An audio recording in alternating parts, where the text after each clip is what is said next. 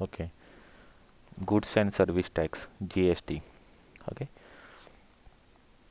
तुम्हाला ऑलरेडी माहिती आहे टॅक्सेस दोन टाईपचे मेजर टॅक्सेस आहेत. Okay, there are two types of taxes. First one is direct tax and second one is indirect tax. Okay, आज थोडेसे आपण बेसिक कन्सेप्टच आपण बघणार आहोत, जास्त काय आपण डिटेलमध्ये आपण बघणार नाही आहोत. ओके, आता डायरेक्ट टॅक्समध्ये आपण काय काय करतो.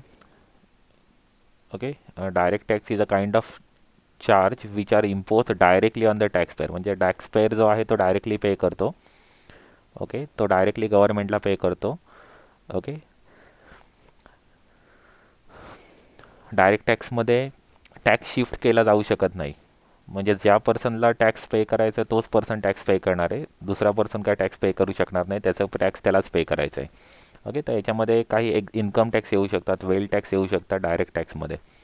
ओके, हे तुम्हाला सर्वांना ॲक्च्युली माहिती आहेत ॲक्च्युली इन्कम टॅक्स, वेल टॅक्स. ओके, नेक्स्ट आहे हे जे टॅक्स आहे ते प्रोग्रेसिव्ह टॅक्स आहे. प्रोग्रेसिव्ह टॅक्स म्हणजे काय, की जेवढं इन्कम जास्त तेवढं तुमचा टॅक्स जास्त असेल. ओके, प्रोग्रेसिव्ह टॅक्स आहे म्हणजे जेवढं इन्कम तुमचं वाढेल तेवढं तुमचा टॅक्स बेस, तुमचा टॅक्स आहे तो इन्क्रीज होत जाईल. आणि तुम्हाला टॅक्स स्लॅबसुद्धा माहिती आहेत. ओके, जेवढं तुमचं इन्कम जास्त तेवढं टॅक्स स्लॅबचे टॅक्स रेटसुद्धा जास्त आहेत. ओके, त्यामुळे प्रोग्रेसिव्ह इन नेचर आहे. नेक्स्ट आहे direct tax are base on ability to pay principle. म्हणजे ते टॅक्स रेटसुद्धा त्याच पद्धतीने आहेत. ॲबिलिटी टू प्रिन्सिपल म्हणजे जेवढी तुमचे जास्त तुमचं इन्कम तेवढं तुमचे टॅक्स जास्त, टॅक्स रेट जास्त. ओके, म्हणजे इन्कम वाढेल तसं तुमचे टॅक्स इन्क्रीज होत जाईल. ओके, तर त्या ते मेन बेसिक प्रिन्सिपल आहे.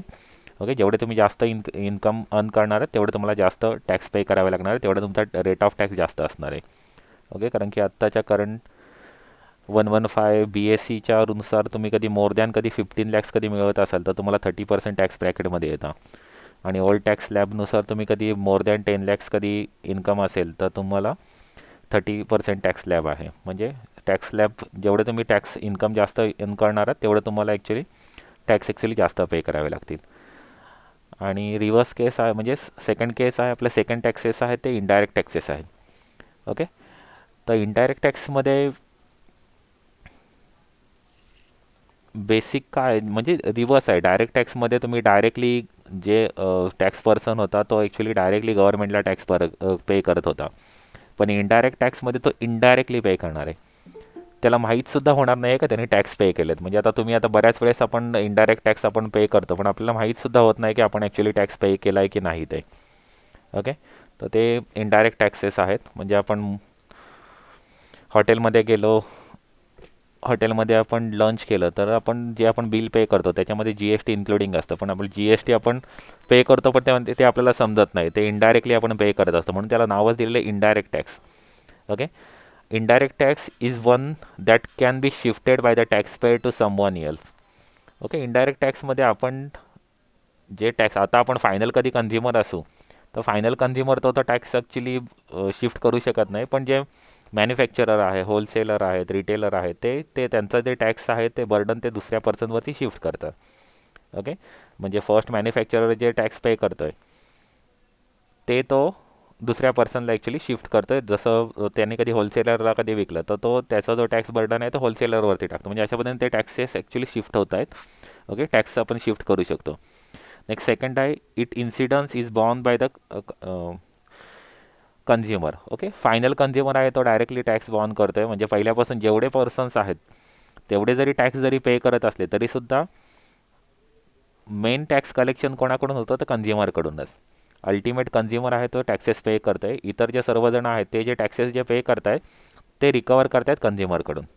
Okay, ultimately consumer who ultimately consume the product or the service. Okay, while the immediate liability to pay the tax may fall upon the another person such as the manufacturer or provider of the service or the seller of the goods. म्हणजे मॅन्युफॅक्चररपासून सर्वजण tax pay करत असतात पण जे ते tax pay करतायत ते गव्हर्नमेंटला tax pay करतात पण ते रिकवर कोणाकडून करतात, अल्टिमेटली कन्झ्युमरकडून ते रिकवर करतायत. ओके, नेक्स्ट आहे दे आर रिग्रेसिव्ह इन नेचर. जे आपलं डायरेक्ट टॅक्स होतं ते प्रोग्रेसिव्ह इन नेचर होतं. म्हणजे जेवढं तुमचं इन्कम जास्त तेवढं तुमचा टॅक्स जास्त. पण हे जे इनडायरेक्ट टॅक्स आहे ते रिग्रेसिव्ह इन नेचर आहे. म्हणजे तुमचं इन्कम किती आहे ते इम्पॉर्टंट नाही आहे इथे. प्रत्येक पर्सनला सेम टॅक्स रेट असणार आहे, तो टॅक्स रेटनुसार त्याला अमाऊंट पे करावी लागणार आहे. म्हणजे जो अनिल अंबानी असेल त्यालासुद्धा तेवढेच टॅक्स पे करायला लागणार आहे, आणि आपण जरी गेलो तरीसुद्धा आपल्याला तेवढेच टॅक्स आपल्याला पे करावे लागणार आहे. म्हणजे तिथे काय इन्कम बेस्ड टॅक्स नाही आहे, रिग्रेसिव्ह इन नेचर आहे. ओके, ॲबिलिटी टू पे हे प्रिन्सिपल तिथे अप्लाय होत नाही आहे. ओके, प्रत्येक पर्सनला सेम टॅक्स रेट आहे. ओके, नेक्स्ट आहे indirect taxes are levied on consumption, expenditure, privilege or rights but not on income or property. म्हणजे आपण इंडायरेक्ट टॅक्स जे आपण पे करतोय ते काय आपण इन्कमवरती किंवा प्रॉपर्टीवरती आपण पे करत नाही आहे. तर आपण जे एक्सपेन्सेस करतोय, म्हणजे आपण जे कधी सिनेमाघरामध्ये जाऊन आपण कधी पिक्चर कधी बघितलं, तर ते जे आपण तिकीट आपण परचेस केले ते म्हणजे आपण एक्सपेन्सेस केलेले आहेत. ते एक्सपेन्सेस आपण करत असताना आपण ते टॅक्सेस आपण पे करत असतो. ओके, त्यामुळे कन्झम्पशन बेस, एक्सपेंडिचर बेस आपण ते टॅक्सेस आपण पे करतो. तिथे कुठलाही इन्कम बेस नाही आहे, म्हणजे इन्कमनुसार आपण टॅक्सेस पे करत नाही आहोत, किंवा कुठल्याही आपण प्रॉपर्टीवरती आपण टॅक्स आपण पे करत नाही आहोत. ओके, तर आपण जे काय आपण एक्सपेन्सेस करतोय, ओके, जे काय आपण परचेस करतोय ते आपण तिथे आपण टॅक्सेस आपण पे करत असतो. तर आता इनडायरेक्ट टॅक्सेसचे आपल्याला कधी एक्झाम्पल्स कधी बघितलं ते GST आहे, गुड्स अँड सर्व्हिस टॅक्स, आणि कस्टम ड्युटी. आपल्या सिलेबसमध्ये पूर्ण GSTज आहे. ओके, कस्टम ड्युटी आपल्या सिलेबसमध्ये नाही आहे. ओके, नेक्स्ट आहे त्या features of indirect taxes. Okay, first feature आहे important source of revenue. Okay, म्हणजे गव्हर्नमेंटसाठी इम्पॉर्टंट सोर्स ऑफ रेव्हेन्यू आहे. कारण की असं तुम्ही बघाल तर जेवढे आपण ज्या काही गोष्टी आपण परचेस करतो त्या प्रत्येक गोष्टीवरती आपण टॅक्स आपण पे करत असतो. आपण ॲज अ कन्झ्युमर आपण कुठलीही गोष्ट कधी परचेस करायला गेलो तर त्याच्यामध्ये आपण कोणते ना कोणते तरी आपण टॅक्स आपण पे करत असतो, इनडायरेक्ट टॅक्सेस. ओके, त्यामुळे इम्पॉर्टंट सोर्स आहे रेव्हेन्यूचा गव्हर्नमेंटसाठी. ओके, फर्स्ट फीचर्स आहे. नेक्स्ट आहे tax on commodities and services. Okay, म्हणजे गुड्सवरती सुद्धा टॅक्सेस अप्लाय होतात आणि सर्व्हिसेसवरती सुद्धा टॅक्सेस अप्लाय होतात. ओके, म्हणजे दोन्हीवरती टॅक्सेस अप्लाय होतात. गुड्स परचेस केले तरीसुद्धा टॅक्सेस पे करावे लागतात, सर्व्हिसेस परचेस केले तरीसुद्धा आपल्या टॅक्सेस आपल्याला पे करावे लागतात, सर्व्हिस आपण कन्झ्युम केली तरीसुद्धा आपल्याला टॅक्सेस आपल्याला पे करावे लागतात. No perception of direct pinch, म्हणजे तुम्हाला समजतसुद्धा नाही. Okay, even though you are paying the tax, then also you are not knowing that you are paying the taxes. Okay, तुम्ही जरी टॅक्स जरी पे करत असलं तरीसुद्धा तुम्हाला नाही समजत का तुम्ही टॅक्स पे करताय. आपण फायनल प्राईज जो आपण जेव्हा परचेस करायला जातो तेव्हा आपल्याला जो शॉपकीपर असतो तो आपल्याला फायनल प्राईज आपल्याला सांगतो, including taxes. Okay, including taxes आपल्याला प्राईस सांगतो, आपल्याला तो बिल देतो, ते इन्क्लुडिंग टॅक्सेस बिल असतं, म्हणजे त्याच्यामध्ये टॅक्सेस सेपरेटली मेन्शन केलेले असतात. पण आपल्याला तो कॉस्ट प्राईज आपल्याला सांगत नाही, डायरेक्ट इन्क्लुडिंग आपल्याला जे टॅक्सेसची प्राईज असतो ते सांगतो. त्यामुळे आपल्याला समजतसुद्धा नाही की आपण टॅक्स आपण पे केलेला आहे ते. Okay, no perception of direct pinch, म्हणजे आपल्याला समजतसुद्धा नाही आपण टॅक्सेस आपण पे करतोय. नेक्स्ट इन्फ्लेशनरी इन नेचर आहे. आता ते टॅक्स चार्ज केल्यामुळे आपण कॉस्ट प्राईजवरती किंवा सेलिंग प्राईजवरती आपण जे टॅक्सेस आपण जे पे करतो त्यामुळे इन्फ्लेशनरी इन नेचर आहे. ऑब्वियसली आपण टॅक्स आपण पे करतो त्यामुळे त्याची जी कॉस्ट आहे ती इन्क्रीज होणार आहे कुठल्याही गुड्सची किंवा सर्व्हिसची. ओके, त्यामुळे इन्फ्लेशनरी इन नेचर आहे. Next wider tax base. आता वायडर टॅक्स बेस, आता तुम्ही कुठलीही गोष्ट परचेस करायला जा, ओके, तुम्हाला दिसेल का तुम्ही टॅक्सेस पे करताय त्याच्यावरती. ओके, त्यामुळे वायडर टॅक्स बेस आहे. म्हणजे कुठलीही मी असं एक ॲक्च्युली जनरली सांगतोय तुम्हाला. आता ते आपण बघणारच की कुठल्या गोष्टीवरती टॅक्स लागत नाही, कुठल्या गोष्टीवरती टॅक्स ॲप्लिकेबल आहे. पण मॅक्झिमम गुड्स आहेत किंवा मॅक्झिमम सर्व्हिसेस आहेत का त्या ह्या ब्रॅकेटमध्ये येतात, टॅक्सच्या ब्रॅकेटमध्ये येत आहेत, आणि आपल्याला टॅक्स आपल्याला पे करावे लागतं. वायडर टॅक्स बेस आहे, म्हणजे मॅक्झिमम जे काही आपण परचेस करणार आहोत ते आपल्याला सर्वांवरती आपण टॅक्स आपण पे करतो. नेक्स्ट मेन्शन केलेलं प्रमोट सोशल वेलफेअर. आता प्रमोट सोशल वेलफेअर असं का मेन्शन केलेलं आहे, कारण की तुम्ही कधी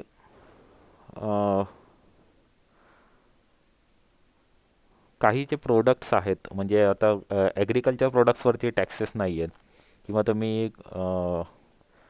सोशल किंवा कल्चरल ॲक्टिव्हिटीज ज्या घेतात, चॅरिटेबल ट्रस्ट रिलेटेड ज्या काही गोष्टी आहेत तर त्याच्यावरती टॅक्सेस ॲप्लिकेबल होत नाही आहेत. ओके, म्हणजे तिथे ते सोशल वेलफेअर, म्हणजे तिथे ॲक्च्युली आपण कधी तुम्ही चॅरिटेबल कधी डोनेशन कराल किंवा चॅरिटेबल पर्पजसाठी कुठली गोष्ट कधी करत असाल तर तुम्हाला तिथे टॅक्सेस आपल्याला पे करावे लागत नाही आहेत. ओके, तर त्या दृष्टीने म्हणजे इनडायरेक्ट म्हणजे सोशल वेलफेअर ॲक्च्युली प्रमोट केले जात आहे indirect taxes through. Okay, and last mention केलं रिग्रेसिव्ह इन नेचर. ओके, आपण ते ऑलरेडी डिस्कस केलं. रिग्रेसिव्ह इन नेचर म्हणजे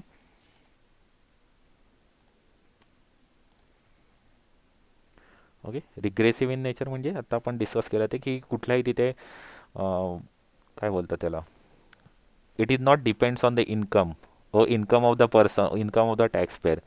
okay, it is equal to all. म्हणजे टॅक्स रेट आहे ते इक्वल टू ऑल आहे, की कोणी म्हणजे रिग्रेसिव्ह इन नेचर आहे. नाही प्रोग्रेसिव्ह म्हणजे काय, कधी तुमचं इन्कम इन्क्रीज झालं तर तुमचा टॅक्स रेटसुद्धा इन्क्रीज होतो आणि तुम्हाला जास्त टॅक्स पे करावे लागतात. तर हे रिग्रेसिव्ह इन नेचर आहे. तुमचे कधी इन्कम कधी वाढलं तरीसुद्धा तुम्हाला तेवढाच टॅक्स पे करावे लागेल. इन्कम कधी कमी असेल तरीसुद्धा तुम्हाला तेवढाच टॅक्स पे करावे लागेल. Okay, it is regressive in nature. Okay, हे काही लिमिटेड फीचर्स मी मेन्शन केलेत. अजूनसुद्धा असतील ॲक्च्युली फीचर्स, पण काही इम्पॉर्टंट फीचर्स आहेत ते मेन्शन केलेले आहेत. ओके, नेक्स्ट आता G S T. Okay, G S T आपण हे इनडायरेक्ट टॅक्स म्हणजे ओव्हरऑल इनडायरेक्ट टॅक्स बाबत होते ॲक्च्युली, पण ते सर्वच्या सर्व जी एस टीला सुद्धा ॲप्लिकेबल असणार आहे, कारण जी एस टी इनडायरेक्ट टॅक्सच आहे. Okay, G S T is a value added tax levied on manufacture, sale और consumption of goods and services. Okay, goods and services दोन्हीसाठी ॲप्लिकेबल आहे. Okay, next, G S T offer the comprehensive and continuous chain of tax credit from the producers point, service providers point, up to the retailers level, consumers level, thereby the taxing only the value added at each stage of supply chain. Okay, म्हणजे कधी तुम्ही बघितलं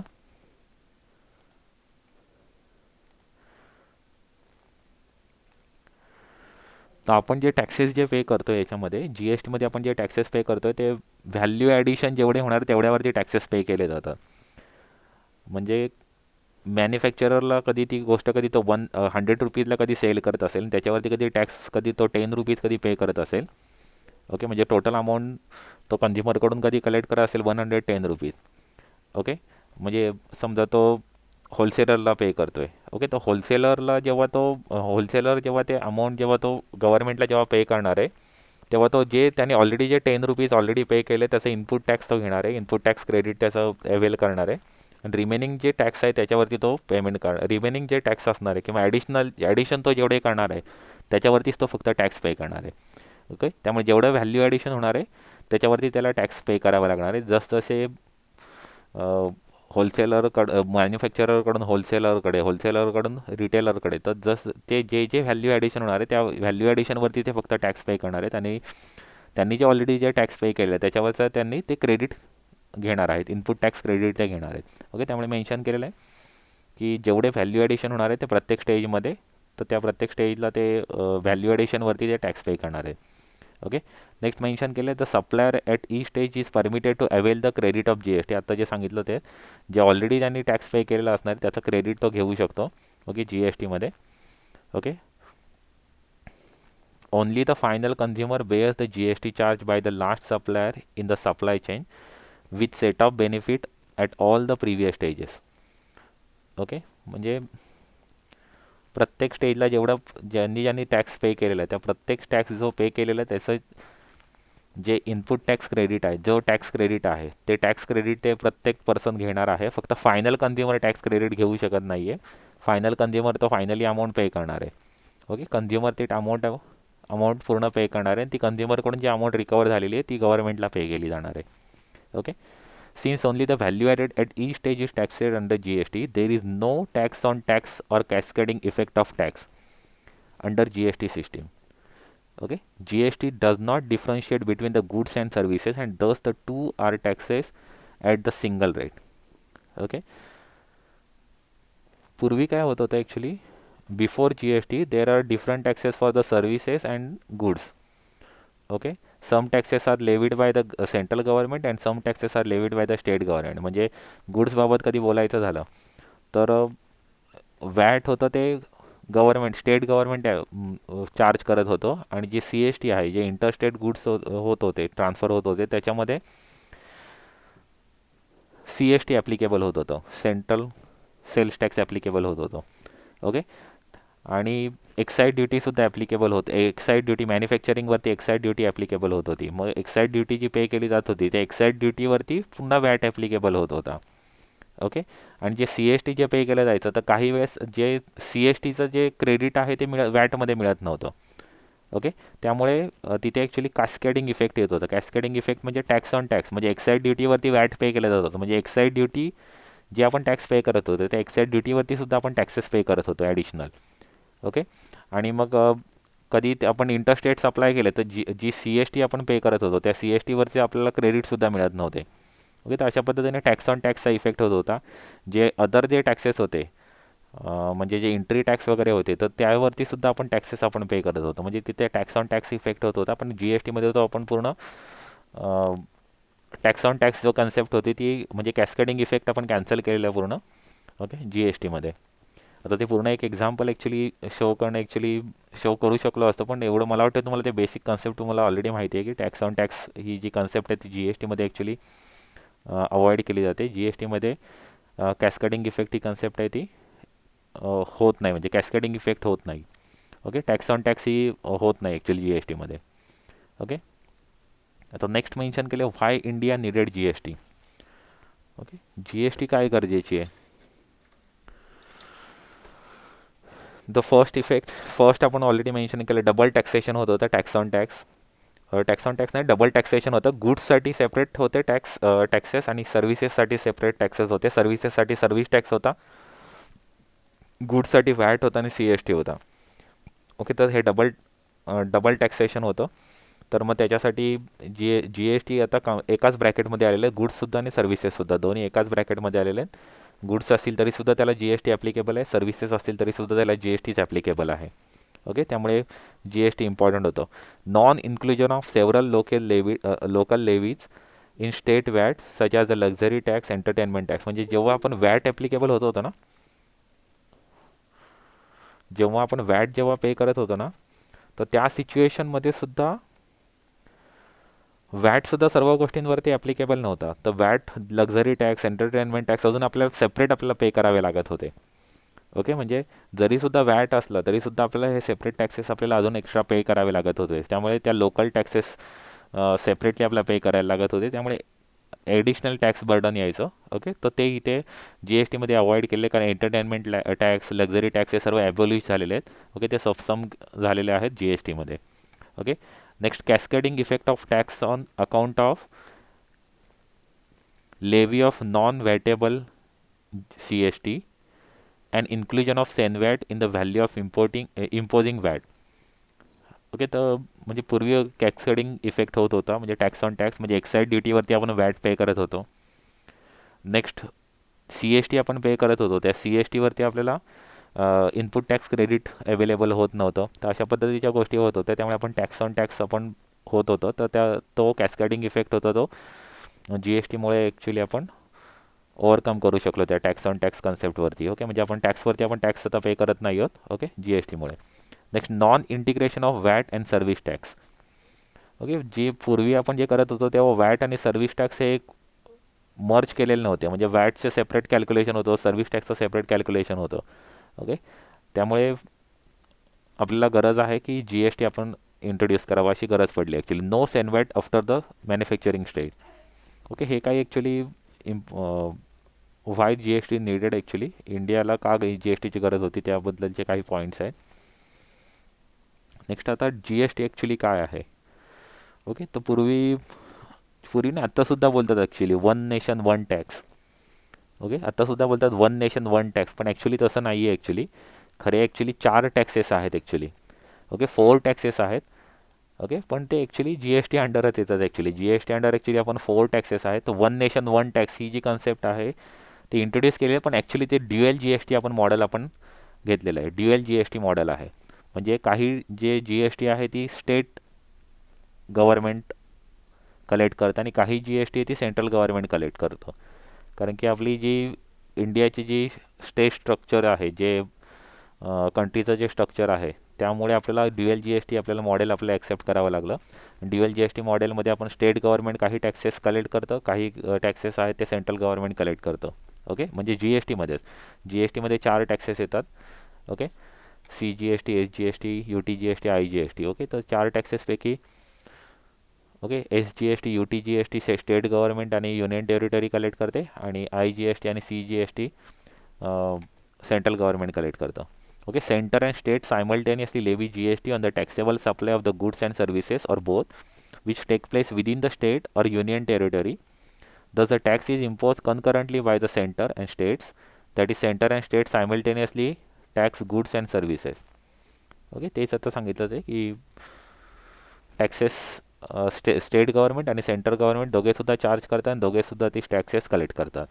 okay, GST is destination based tax applicable on all the transactions involving the supply of goods and services for the consideration subject to the exception thereof.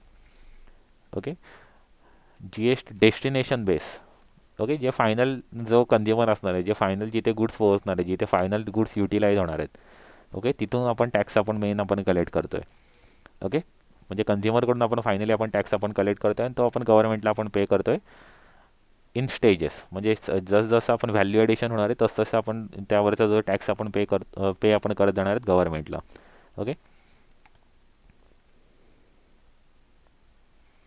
आता GSTमध्ये आत्ताच आपण सांगितलं तसे 4 actually tax act आहेत. ॲक्च्युली 4 ॲक्ट्स आहेत त्याच्यामध्ये. CGST, central goods and service tax act 2017. Okay, हा कोण कलेक्ट करतं? सेंट्रल गव्हर्नमेंट कलेक्ट करतं. लेवी पण करतो सेंट्रल गव्हर्नमेंट अँड कलेक्टसुद्धा करतो सेंट्रल गव्हर्नमेंट. सेकंड आहे state goods and service tax, म्हणजे SGST 2017 ॲक्ट आहे. Levied and collected by the state government. Okay, and union territory with legislature. Okay, म्हणजे काही युनियन टेरिटरीज आहेत का त्यांचं स्वतःचं सेपरेट लेजिस्लेचर आहे. ओके, म्हणजे त्यांच्या स्वतःचे काही रूल्स अँड रेग्युलेशन्स आहेत. त्यांना सेंटर त्याच्यावरती म्हणजे काही जे युनियन टेरिटरीज आहेत आपल्या इथे टोटल ॲक्च्युली 8 युनियन टेरिटरीज आहेत. Out of 8 union territories 5 union territories has no legislature and other 3 union territory has their separate legislature. Okay, तर ज्यांच्या इथे सेपरेट लेजिस्लेचर आहे तर त्यांनासुद्धा SGST ॲप्लिकेबल होईल. नाही तर असं तुम्ही डायरेक्टली नाही बोलू शकत काय UTGST हे युनियन टेरिटरीला ॲप्लिकेबल आहे असं तुम्ही डायरेक्टली बोलू शकत नाही, कारण की युनियन टेरिटरीला डायरेक्टली पूर्ण UTGST ॲप्लिकेबल नाही आहे. तर UTGST कुठे ॲप्लिकेबल आहे? Okay, levied and collected by the union territory without legislature. तर विदाऊट लेजिस्लेचरवाले ज्या युनियन टेरिटरीज आहेत त्यांना फक्त आपल्याला UTGST ॲप्लिकेबल आहे आणि विथ लेजिस्लेचरवाल्या जे युनियन टेरिटरीज आहेत त्यांना SGST ॲप्लिकेबल आहे. तर विथ लेजिस्लेचरवाले आहेत युनियन टेरिटरी दिल्ली आहे, पॉंडेचेरी आहे आणि काश्मीर आहे, जम्मू अँड काश्मीर आहे. या विथ लेजिस्लेचरवाले आहेत.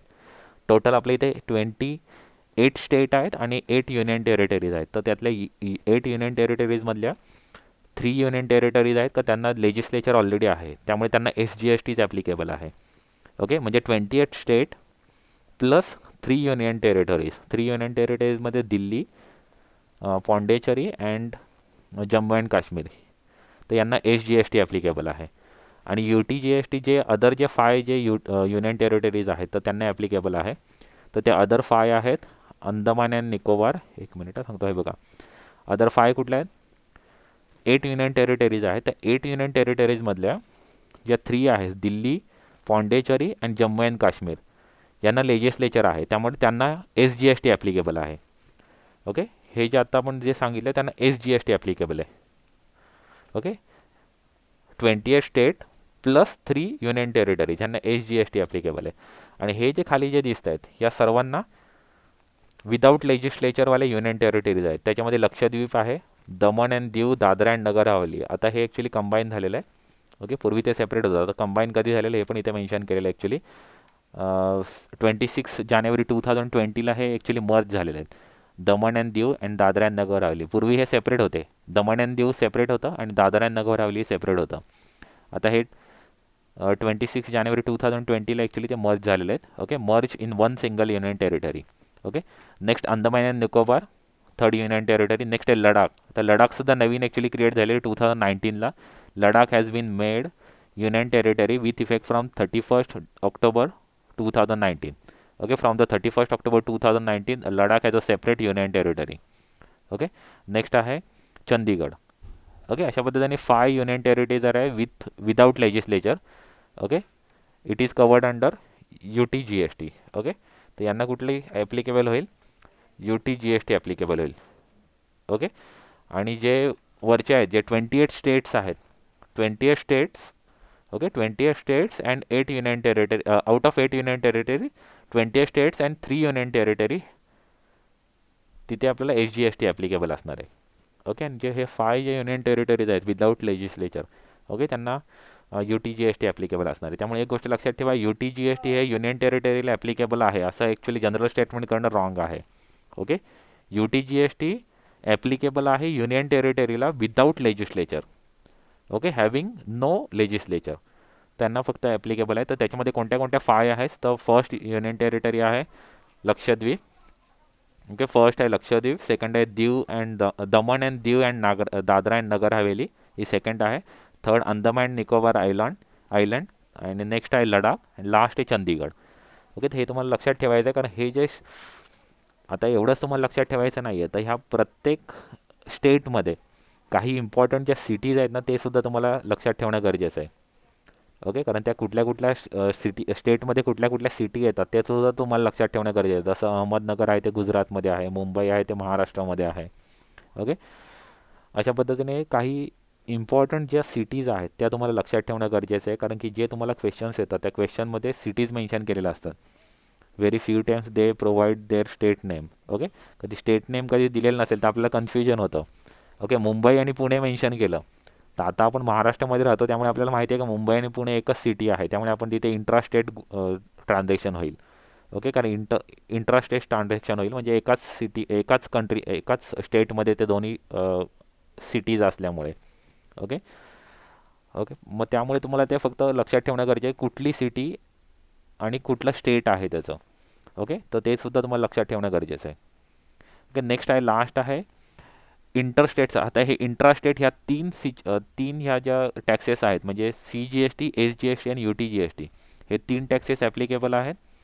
कधी इंट्रास्टेट कधी ट्रान्झॅक्शन असेल तर इंट्रास्टेट ट्रान्झॅक्शन म्हणजे विदिन द स्टेट कधी ट्रान्झॅक्शन होत असेल तर हे 3 आपल्या टॅक्सेस ॲप्लिकेबल असतील. म्हणजे CGST प्लस SGST किंवा CGST प्लस UTGST. ओके, अशा पद्धतीने आपल्या ट्रान्झॅक्शनमध्ये टॅक्सेस ॲप्लिकेबल असू शकेल. म्हणजे कधी 28 state plus 3 union territories with legislature, त्यांना SGST ॲप्लिकेबल आहे आणि CGST असणार आहे. आणि ज्या अदर ज्या 5 युनियन टेरिटरीज आहेत विदाऊट लेजिस्लेचर, त्यांना CGST प्लस UTGST ॲप्लिकेबल असणार आहे. ओके, आणि ते मॅक्झिमम टॅक्स रेट जो आहे जो GST ॲक्टमध्ये आहे, मॅक्झिमम टॅक्स सेंट्रल गव्हर्नमेंट किती अप्लाय करू शकते तर 40%. मॅक्झिमम टॅक्स किती अप्लाय करू शकते तर 40%. IGST 40% अप्लाय करू शकते. ओके, म्हणजे चार्ज करू शकते 40% सेंट्रल गव्हर्नमेंट. पण आत्ता करंटली आपले जे इंडियाचं जे CSTचं जे GSTचं जे स्ट्रक्चर आहे त्याच्यामध्ये मॅक्झिमम टॅक्स रेट आता ॲप्लिकेबल आहे 28%. ओके, म्हणजे 14%. ओके, तर IGST म्हणजे टोटल आपण इंट्रास्टेट जेव्हा सप्लाईज असणार आहे म्हणजे महाराष्ट्र टू दिल्ली, महाराष्ट्र टू गुजरात, अशा पद्धतीने इंटरस्टेट जेव्हा ट्रान्झॅक्शन होणार आहेत तेव्हा तिथे IGST ॲप्लिकेबल असेल. ओके, आणि IGST म्हणजे समजा कधी इंटरस्टेट असेल आणि कधी त्याचा कधी टॅक्स रेट कधी 28% असेल. ओके, 28% कधी टॅक्स रेट असेल, 28% कधी टॅक्स रेट असेल तर त्यातली 14% असणारे CGST. ओके, अँड रिमेनिंग 14% असणारे SGST. ओके, अशा पद्धतीने ॲक्च्युली 2 टॅक्सेस. ओके, म्हणजे 28% कधी IGST कधी त्या कधी गुड्सवरती कधी ॲप्लिकेबल असेल तर आपल्याला, आणि कधी इंट्रास्टेट कधी ट्रान्झॅक्शन होत असेल तर आपल्याला CGST आणि SGST ॲप्लिकेबल असेल तर CGST 14% होईल, SGST 14% होईल. कधी टोटल कधी 28% कधी टॅक्स रेट असेल तर. ओके, IGST कधी 28% असेल तर ते आपल्याला दोन्ही गुड्समध्ये म्हणजे दोन्ही टॅक्समध्ये ते डिस्ट्रीब्यूट करायचे, सेम इक्वलमध्ये डिस्ट्रीब्यूट होते, 14% डिस्ट्रीब्यूट होईल. ओके, IGST कधी ॲप्लिकेबल असणार आहे तर IGST जेव्हा आपले इंटरस्टेट ट्रान्झॅक्शन होतील म्हणजे one state to another state आपला सप्लाय होईल. Okay, of taxable goods or services, तेव्हा आपल्याला IGST ॲप्लिकेबल असणार आहे. ओके, हे आता आपण डिस्कस केलं actually. Currently in India there are actually 28 states and 8 union territories. Out of 8 union territories, there are 3 union territories which has their separate legislature, that is Delhi, Pondicherry and Jammu and Kashmir. And remaining 5 union territories has no legislature. Okay, त्याच्यामध्ये कुठले कुठले येतात Lakshadweep, Daman and Diu, Dadra and Nagar Haveli, Andaman and Nicobar island, Ladakh and Chandigarh. Okay, important आहेत. Fill in the blanks and match the पेअर्समध्ये यातली एखादी actually विचारू शकतात. Union territory with legislature, without legislature. Okay, next.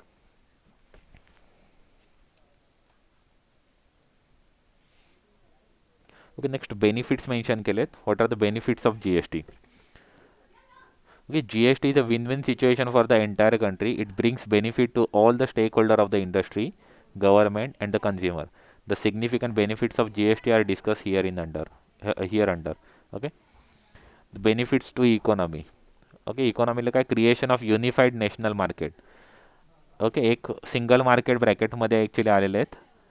Okay, GSTमुळे actually एक सिंगल मार्केट झाले, कारण सर्व पूर्ण इंडियामध्ये आपण एकच टॅक्स आपण पे करतोय, तो म्हणजे GST वन टॅक्स ॲप्लिकेबल आहे. ओके, ड्युएल GST मॉडेल आहे, पण वन टॅक्स आहे GST. Okay, boost to make in India initiative. Okay, make in India जे गव्हर्नमेंटने जी कन्सेप्ट चालू केली का, त्याच्यासाठी ॲक्च्युली इम्पॉर्टंट कन्सेप्ट आहे GST. ओके, नेक्स्ट आहे enhance the investment and employment. Okay, investment आणि एम्प्लॉयमेंट इन्क्रीज झालेली आहे GST जेव्हापासून ॲप्लिकेबल झाले तेव्हापासून. नेक्स्ट आहे automated procedure with greater use of IT.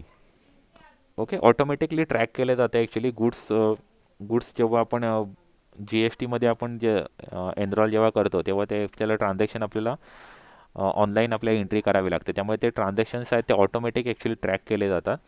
Okay, next आहे reduce in compliance cost. Compliance cost reduce का झाली, असं म्हणजे रिड्यूस झाले ती इनडायरेक्टली रिड्यूस म्हणजे काय, तशी एक टॅक्स ॲप्लिकेबल असल्यामुळे रिड्यूस झालेली आहे. पूर्वी ॲक्च्युली भरपूर टॅक्सेस होते. ओके, तर मग त्या सर्व टॅक्सेसला जेवढा कंप्लायन्स करावा लागत होतं, तर त्याच्यापेक्षा GST एकच टॅक्स असल्यामुळे कंप्लायन्सेस तेवढे रिड्यूस झालेले आहेत. ओके, रिड्यूस कंप्लायन्स झाले म्हणजे असे काय खूप काय कमी कंप्लायन्सेस केलेले आहेत असं नाही आहे, पण पूर्वी जे 15-20 टॅक्सेस होते, तर 15-20 टॅक्सेसचा एक GST एकच टॅक्स झाले. 13-14 टॅक्सेस होते, ते 13-14 टॅक्सेस आपले सबसम झालेले आहेत युनिव्हर्सिटीमध्ये. ओके, ते सॉरी GSTमध्ये ते इन्क्लूड केलेले आहेत. त्यामुळे ते ॲक्च्युली 14-15 टॅक्सेससाठी आपलं जे काय प्रोसिजर करावी लागत होती, तर त्याच्यापेक्षा आपली ही प्रोसिजर ॲक्च्युली कमी झालेली आहे. ओके, नेक्स्ट आहे benefit to the trade and industry. त्याच्यामध्ये benefit to the agriculture industry. तुम्ही कधी बघितलं तर काही स्पेसिफिक इंडस्ट्रीज आहेत किंवा ॲग्रिकल्चर सेक्टरला ॲक्च्युली GSTमध्ये भरपूर सूट दिलेली आहे, एक्झम्पशन दिलेलं आहे. ओके, नेक्स्ट आहे mitigation of ill effect of cascading. Okay, cascading effect आहे तो आपण कॅन्सल केलेला आहे. Okay, cascading tax on tax ही कन्सेप्ट ॲक्च्युली GSTमध्ये ॲक्च्युली टॅक्स ऑन टॅक्स होत नाही. ओके, नेक्स्ट आहे benefit to small trader and entrepreneur. आता GSTमध्ये काही स्मॉल एंटरप्रिन्युअर आहेत किंवा स्मॉल ट्रेडर्स आहेत, तर त्या स्मॉल ट्रेडर्सला काही स्कीम्स ॲप्लिकेबल आहेत, काही त्यांच्यासाठी एक्झम्पशन्स आहे, काही प्रोसिजर्ससुद्धा त्यांच्यासाठी कमी केलेले आहेत. म्हणजे त्यांच्यासाठी कंपोजिशन स्कीम आहे, रजिस्ट्रेशनमध्ये सुद्धा त्यांना काही सूट दिलेली आहे. तर अशा पद्धतीने त्या बेनिफिट्स ॲक्च्युली स्मॉल ट्रेडर आणि एंटरप्रिन्युअरला होणार आहेत GSTमुळे. ओके, तर हे काही इम्पॉर्टंट बेनिफिट्स आहेत. ओके, आता नेक्स्ट आता GST ॲक्च्युली कॉन्स्टिट्यूशन 101 अमेंडमेंट जी झालेली आहे 2016, त्यामध्ये आपण GST आपण इंट्रोड्यूस केलेला आहे. पूर्वी ॲक्च्युली सेंट्रल गव्हर्नमेंटला टॅक्स चार्ज म्हणजे GST चार्ज करायला ॲक्च्युली पॉवर नव्हती, पण ही जी अमेंडमेंट आपण केली, म्हणजे जी गव्हर्नमेंटने ही जी अमेंडमेंट केली सेंट्रल गव्हर्नमेंटनी 101 वाली जी अमेंडमेंट झाली, तर त्यामध्ये आपण GST ला म्हणजे सेंट्रल गव्हर्नमेंटला पॉवर मिळाली GST इम्पोज करायची. Okay, this article grant the power to center and state government to make the law with respect to GST imposed by the center or such state for the intrastate supply. Okay, म्हणजे centre आणि state दोघांना सुद्धा power मिळाली. Centre जे आहे तो GST हे करू शकतो आणि इंट्रास्टेटवरती स्टेट गव्हर्नमेंट GST इम्पोज करू शकतो, अशी पॉवर मिळाली. ओके, नेक्स्ट आहे centre has a exclusive power with make the law with respect to GST in case of interstate supply of goods and services. Okay, interstate supply of goods and services असतील तेव्हा central government ला GST central गव्हर्नमेंटला power मिळते GST charge करण्याची, impose करण्याची आणि collection करण्याची. Okay, however in respect of the following goods GST shall be apply from the date recommended by the GST council. आता खाली काही प्रोडक्ट्स प्रोव्हाइड केले, त्या प्रोडक्ट्सवरती आत्ता GST ब्रॅकेटमध्ये आहेत ते ॲक्च्युली. म्हणजे पेट्रोलियम क्रूड आहे, हाय स्पीड डिझेल आहे, मोटार स्पिरिट आहे म्हणजे पेट्रोल आहे, नॅचरल गॅसेस आहेत, एव्हिएशन टर्बाईन फ्युएल आहे. यावरती ॲक्च्युली ते सप्लायच्या कंडिशनमध्ये येतात, म्हणजे ते सप्लाय आहेत, ते गुड्स आहेत. ओके, पण ते ॲक्च्युली त्यांच्यावर त्यांना टॅक्स नाही, त्यांना टॅक्स ॲप्लिकेबल नाही आहे. ओके, त्यांना टॅक्स ॲप्लिकेबल नाही आहे. म्हणजे त्यांना अजून त्यांचा टॅक्स रेट अजून फिक्स केलेला नाही किंवा त्यांना कधी ॲप्लिकेबल करायचं ते अजून डिसाईड झालेलं नाही. तर G S T council decide करेल तेव्हापासून ते गुड्स, हे जे गुड्स आहेत ते ॲक्च्युली त्या टॅक्स ब्रॅकेटमध्ये येतील, ते जी एस टी अंडर येतील. म्हणजे आत्तासुद्धा ते जी एस टी त्यांना ॲप्लिकेबल आहे, पण त्यांच्यासाठी अजून ते म्हणजे टॅक्स त्यांना ॲप्लिकेबल, म्हणजे टॅक्सेस अजून त्याच्यावरती अजून पे केले जात नाही, जी एस टी अजून कलेक्ट केला जात नाही. तर त्यांना जे ओल्ड टॅक्सेस होते तेच अजूनसुद्धा कलेक्ट केले जातात. म्हणजे एक्साईज आहे, ओके, एक्साईज आहे, व्हॅट आहे, सी एस टी आहे, त्या गोष्टी तिथे ॲप्लिकेबल होतात. या ज्या गोष्टी आहेत त्याच्यासाठी petroleum crude, high speed diesel, motor spirit, natural gas, aviation turbine fuel, याच्यासाठी जे ओल्ड टॅक्स स्ट्रक्चर होता जी एस टीच्या आधीचा, तोच त्यांना ॲप्लिकेबल आहे. ओके, आता टॅक्सेस कोणते कोणते इन्क्लूड केले आहेत जी एस टीमध्ये. ओके, कोणते कोणते टॅक्सेस जी एस टीमध्ये इन्क्लूड केले आहेत. तर फर्स्ट आहे excise duty, additional excise duty, service tax. Second, हे सेंट्रलचेच टॅक्सेस आहेत, म्हणजे सेंट्रल गव्हर्नमेंट जे टॅक्सेस चार्ज करत होता ते हे सर्व टॅक्सेस आहेत. हे 6 टॅक्सेस आहेत सेंट्रल गव्हर्नमेंटचे, ते ॲक्च्युली जी एस टीमध्ये इन्क्लूड झालेले आहेत. म्हणजे आता हे टॅक्सेस आहेत ते ॲबोलिश झालेले आहेत.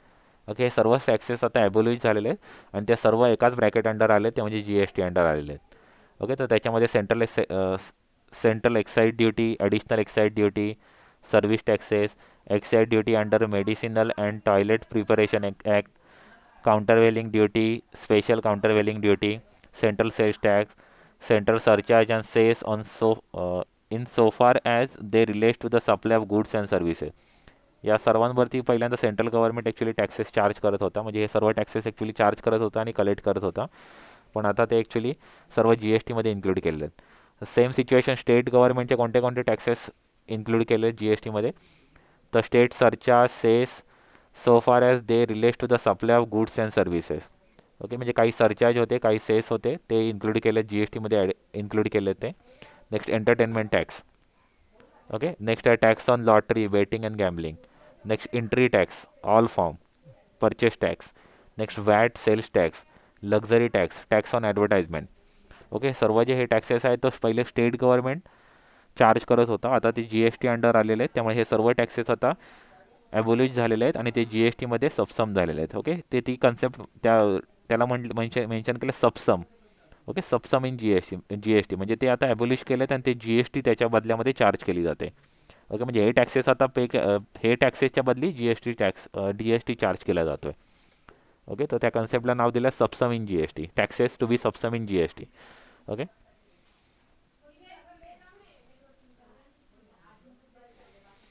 आता बघा जी एस टी काउन्सिल आहे इथे. G S T council, G S T under G S T council आहे. Article 279A of constitution empower the president to constitute a joint forum of the centre and state, namely goods and service tax council. Okay, goods and service tax council. आता ही कधी actually form झालेली आहे, तर 12 September 2016ला actually form झालेली आहे. Okay, आणि प्रेसिडेंटनी ती constituted केली, म्हणजे प्रेसिडेंटनी त्याला अप्रुव्हल दिलेलं आहे आणि ती 15 सप्टेंबर 2016 ॲक्च्युली इन्फोर्स आहे. ओके, नेक्स्ट आहे त्याच्यामध्ये आता कोणते कोणते ॲक्च्युली पर्सन्स असतात. तर चेअरमन असतो, chairman union finance minister chairman असतो. आता जे निर्मला सीतारामन आहेत ते ॲक्च्युली चेअरमन असणार आहे त्याचे. Okay, union finance minister. आणि नेक्स्ट आहे minister in charge of finance, taxation or any other minister nominated by the each state, union territory with legislature, okay, are its member. Okay, म्हणजे प्रत्येक स्टेटचे members असणार आहेत. Finance minister, okay, taxation minister किंवा state जे nominate करेल तर तो person त्या स्टेटचा त्या जी एस टी काउन्सिलमध्ये मेंबर्स असणार आहे. Okay, beside the union minister of state in charge of the revenue or the finance is also the member. Okay, म्हणजे जे स्टेटचे जे फायनान्स मिनिस्टर असणार आहे, okay, union minister of the state, ते सुद्धा actually त्या जे जी एस टी काउन्सिल आहे त्याचे मेंबर्स असणार आहेत. तर हे 3 chairman, union finance minister chairman असणार आहे. Next incharge of finance, taxation, okay, किंवा अदर जे नॉमिनेटेड पर्सन असेल, जे स्टेट गव्हर्नमेंट नॉमिनेट करेल किंवा युनियन टेरिटरी नॉमिनेट करेल विथ लेजिस्लेचरवाले, तर ते मेंबर्स असू शकतील.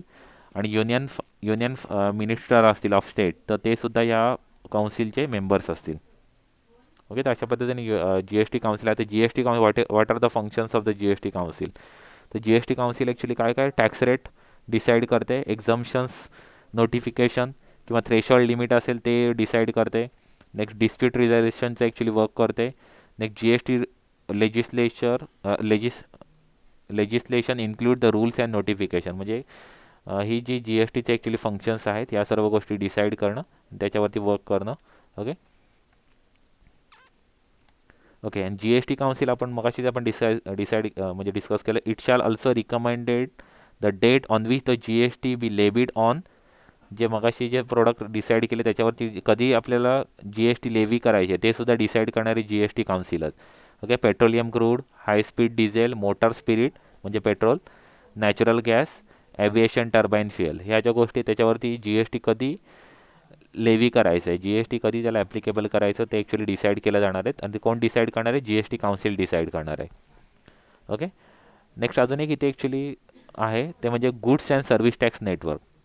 Okay, goods and service tax network has been set up by the government as a private company under the Eastwhile Section 25th of the Companies Act 1956.